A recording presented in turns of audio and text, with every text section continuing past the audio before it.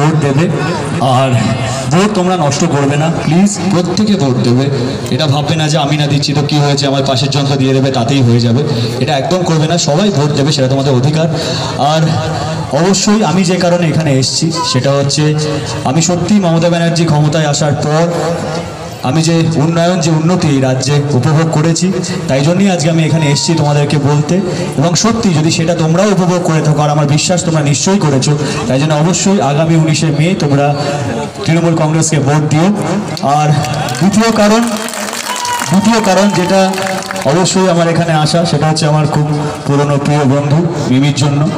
এবং ওকে আমি তবে থেকে চিনি, যবে থেকে ও সদ্য ছবি করা শুরু করেছে, ফিল্ম করা শুরু করেছে। আমি আরও প্রায় একই বছর হলো আমরা ইন্ডাস্ট্রিতে এসেছি, একসাথেই প্রায় এসেছি আমরা ইন্ডাস্ট্রিতে।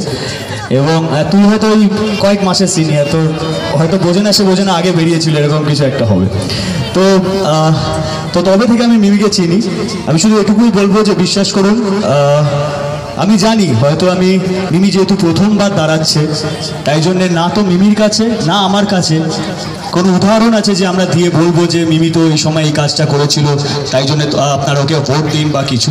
সেই উদাহরণটা ওর কাছে নেই, আমারও বলার কিছু নেই। ও প্রথমবার দাঁড়াচ্ছে একদমই। শুধু এইটুকু বলতে পারি যে 8-8.5 বছর ধরে ওকে আমি চিনি, এবং ওর যে মানসিকতাটা আছে যে আমি কোনো মানুষের জন্য করব, কারোর পাশে দাঁড়াবো, সে যেই হোক না কেন, যতই গরিব হোক না কেন, তার পাশে আমি দাঁড়াবো, সেই মানসিকতাটা ভীষণভাবে আছে। এবং তার জন্য আমার বিশ্বাস যে ওর কোনো পাওয়ার বা পজিশনের দরকার নেই সেই কাজটা করার জন্য, ওর ওই মানসিকতাটাই যথেষ্ট।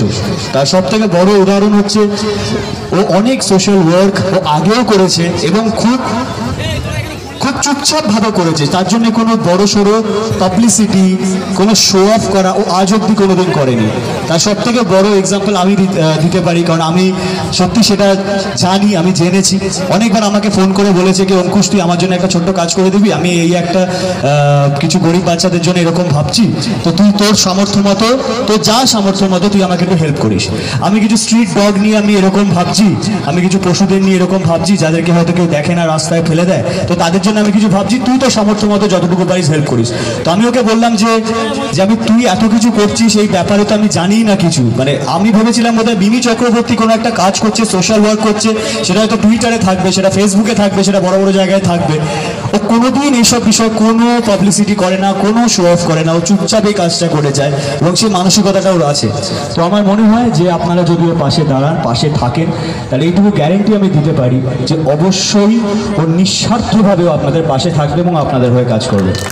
এইটুকু গ্যারেন্টি আমি ওর 8.5 বছরের পুরনো বন্ধু হয়ে দিতে পারি। এবং আমার মনে হয় যে সবসময় বলে না যে কারোর ব্যাপারে সে কেমন মানুষ, তার ব্যাপারে জানতে গেলে তার বাবা মার থেকেও বেশি তার সব থেকে কাছের বন্ধুকে জিজ্ঞেস করো, কারণ তার কাছেই ও সব কিছু শেয়ার করে, তার কাছেই ও সব কথা বলে, এমন কথাও বলে যেগুলো বাবা মাকে বলতে পারে না।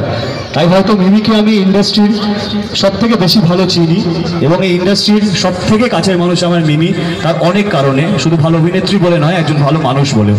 তো অবশ্যই ওনার পাশে দাঁড়াবেন এবং অনেক